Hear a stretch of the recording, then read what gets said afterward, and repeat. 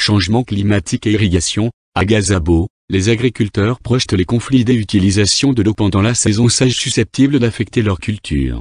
Le changement climatique et la dépendance sur la pluie pour l'agriculture affectent fortement la production de rendement, tandis que l'irrigation informée peut aider à surmonter ces dépendances et à garantir la sécurité alimentaire.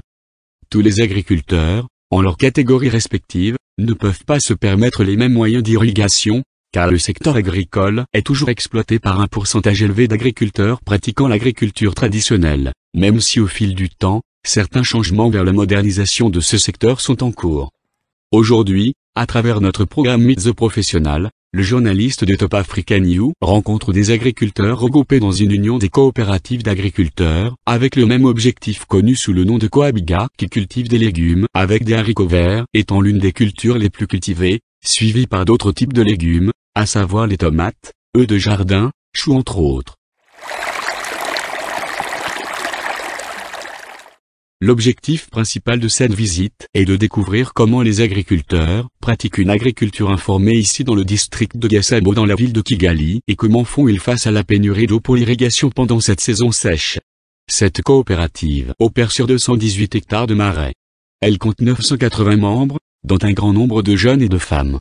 Avec l'observation rapide, les agriculteurs ont l'appétit pour augmenter les rendements, mais ils sont susceptibles d'être limités par les méthodes agricoles dépassées. Ils utilisent toujours des houes traditionnelles, pour cultiver des bidons ou des bassins pour arroser les cultures. Je m'appelle Tabu Jean-Pierre. Je suis agriculteur dans ce marais. L'arrosage de nos cultures est une priorité pour la vie des cultures. Cependant, cela reste difficile en raison des moyens d'irrigation limités. Jean-Pierre explique que pendant la saison sèche, les agriculteurs sont confrontés au manque d'eau dans ce marais. Cependant, il ajoute que, comme ils doivent s'assurer que les cultures ne sont pas affectées, ils essaient de s'organiser selon le calendrier d'arrosage.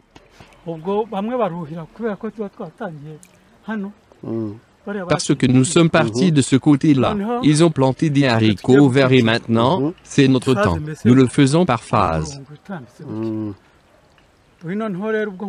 Parce que l'eau vient du haut, ils lui permettent de traverser notre zone. Cependant, en juillet, il n'y a presque pas d'eau, lorsque nous entrons dans la saison sèche.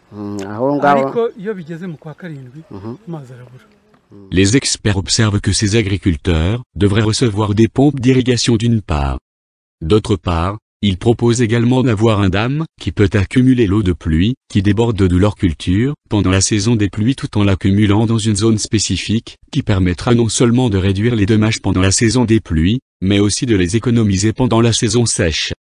Avec l'augmentation récente des terres cultivables après le passage du travail de manière dispersée à la formation d'une coopérative d'union de tous les agriculteurs dans ce marais, les agriculteurs ont été confrontés à la réduction de l'eau pour l'irrigation, car ils doivent distribuer la quantité disponible à l'immense espace qui a également eu un nombre accru d'agriculteurs, par rapport à la période précédente. Je m'appelle Mukandoli Marianne. Je fais partie de cette coopérative.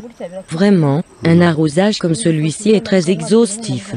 Si vous pouvez nous aider à renforcer notre système d'irrigation, cela nous aide beaucoup. D'un autre côté, la gestion adaptative de l'irrigation disponible et le déclin des eaux souterraines sont susceptibles de provoquer des conflits entre les utilisateurs d'eau. Ce n'est pas nouveau. Hormis ici dans ce cas local, nous avons eu tellement de cas où des pays ont mené des guerres sans fin en raison de l'utilisation de l'eau et de la propriété conflictuelle. Aucun de nous n'est propriétaire personnel de cette ressource vitale pour nous tous. Son utilisation plutôt rationnelle est la seule solution pour éviter les conflits susceptibles de se produire entre les utilisateurs de l'eau. Retour à nos agriculteurs, les conflits d'utilisation de l'eau se produisent parfois, mais pas à un niveau alarmant. Certains d'entre nous ne dorment pas. Nous nous réveillons la nuit pour être les premiers à utiliser l'eau disponible. Cela peut provoquer des conflits entre nous, parce que quand j'arrose et qu'il n'est pas capable, il se met en colère. Mais comme nous sommes ici pour le même travail, nous évitons de compliquer la situation entre nous. Toujours pour la solution durable, ils pensent même à l'arrosage, mais à l'arrosage basé sur des données technologiques qui informent quand et dans quelle zone les cultures doivent être irriguées. Avec l'utilisation de cet outil solaire, Ils sont capables de mesurer la température dans le sol et de savoir combien ou moins d'eau est dans le sol. murakoze nitwa Hagenimana Faustin aka kamashini urabona ko gafite pano sore hejuru noneho kakagira boîte hasi kakagira n'urutsinga ruva muri ya boîte rukagera hasi mu butaka noneho aka kaboîte. Je m'appelle Hagenimana Faustin. Cette machine nous aide à extraire des informations du sol. Les données nous montrent s'il y a suffisamment ou moins d'eau dans le sol. Cela signifie qu'au moment de l'arrosage, vous pourrez savoir s'il est temps de le faire ou de le laisser car il y a suffisamment d'eau pour nourrir la récolte. Avec le soutien du ministère de l'Agriculture, ils ont construit des infrastructures de régulation de l'eau afin de pouvoir contrôler la distribution de l'eau entre toutes les zones agricoles de ce marais. Mais cela ne suffit pas. Cette structure, pendant la saison sèche, nous aide à bloquer la continuité de l'eau. Et c'est après le blocage que nous décidons dans quelle zone nous allons diriger cette eau.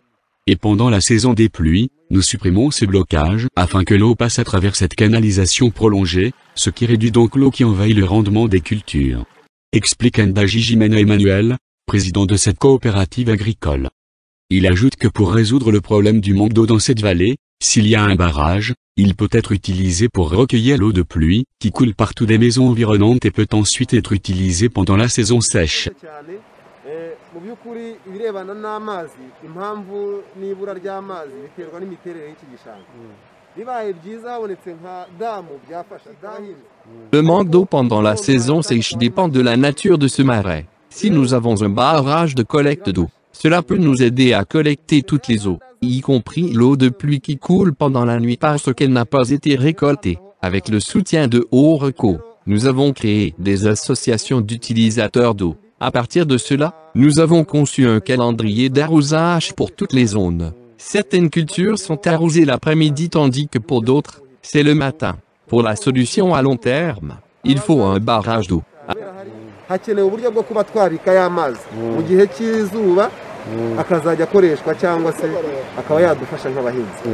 Ici, les associations d'utilisateurs d'eau sont des moyens participatifs basés sur l'utilisateur de gérer les ressources en eau. Les objectifs de ces comités sont d'améliorer l'approvisionnement en eau, d'augmenter la production agricole et de donner aux agriculteurs la possibilité de participer au processus de gestion de l'irrigation. À travers les associations établies, les conflits possibles sont gérés par une approche participative où la voix de chacun est prise en compte pour une compréhension commune sur le partage de l'eau.